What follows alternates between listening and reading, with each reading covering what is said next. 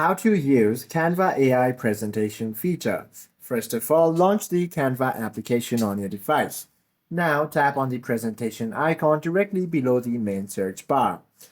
Then tap on the blank design option.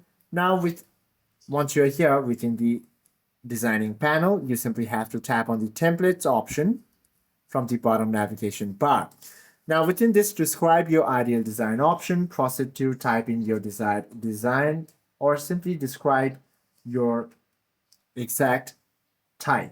Once you type it down, you simply have to tap on the generate button over here on the bottom. You will find your results over here. Now you simply have to tap on the apply to all pages to load the complete structure onto your presentation timeline. And you can also proceed to refine your AI content by changing the layout and rewriting the text. Hope this video helps you out a lot. If you have any questions or queries, do comment down below.